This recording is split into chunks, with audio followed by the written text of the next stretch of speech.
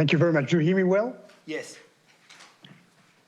Dear Mr. Chairman, dear members of Parliament, ladies and gentlemen, so my name is Léopold Vanbellingen. I'm a doctor in law at the University of Leuven, and I work as research fellow at the European Institute of Bioethics. Our institute is an independent research center based in Brussels, and over the past 20 years, the European Institute of Bioethics has developed expertise on the impact of assisted death laws on the protection of vulnerable people in society, particularly in the Belgian and Dutch contexts. Our major observation is that despite their alleged safeguards, each of these national laws rapidly tends to pose a threat to the lives of vulnerable people. And we can identify at least three categories of victims of this threat. Firstly, elderly people who are dependent. Second, people suffering from mental illness. And third, healthcare practitioners. The first illustration of this trend is the elderly and the concept of polypathologies. This category now accounts for almost a fifth of officially reported euthanasia in Belgium, for example. And among these pathologies, the Belgian Federal Control Committee mentions, I quote, impaired eyesight, hearing problems, walking disorders, or incontinence. Although none of these conditions is a serious or terminal disease, these patients are nevertheless considered eligible for assisted death because of their suffering that is related to, I quote, the loss of autonomy or social exclusion. So from the very beginning, the euthanasia control committees in Belgium, in the Netherlands, in Canada, considered that the criterion of suffering should be assessed subjectively. So what the patient says about his or her suffering should be considered as binding on the doctor, regardless of whether the patient's pain could actually be relieved, for example, by palliative care. A second illustration of this trend, assisted death for mental illness. In Belgium in particular, there has been a constant increase in euthanasia of patients suffering from depression or other psychiatric conditions such as autism.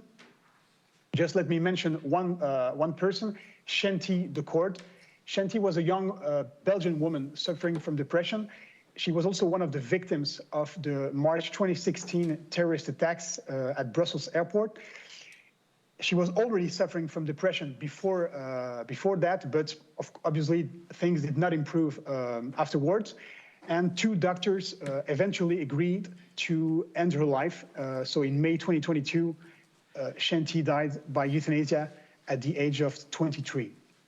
So the problem here is once again this subjective approach followed by every country that has permitted assisted death.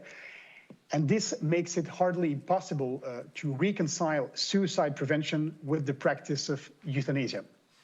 The third and last example of threat to vulnerable people is the impact of euthanasia laws on healthcare professionals. In theory, each of these laws protects healthcare professionals who consciously object to participating in euthanasia. But what we do see in practice is that the individualistic, the subjective nature of assisted dying leads to implicit or explicit forms of pressure on doctors and nurses to agree to be involved in the practice of euthanasia. One example here is the latest amendment to the Belgian euthanasia law, which aims to force every hospital or nursing home to accept the practice of euthanasia within their walls.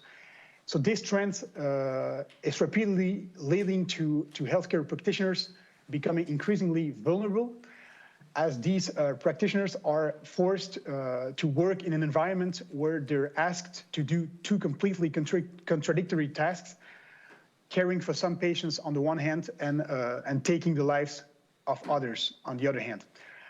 So in conclusion, what we see is that in every Western country that has decriminalized euthanasia, this subjective and individualistic approach leads to a gradual extension of the law to situations that were not considered eligible initially and which particularly affect vulnerable groups. So the elderly who's tired of living, the young person who suffers from mental illness, and ultimately any person in a vulnerable situation who at some point considers that his or her life may not be worth living.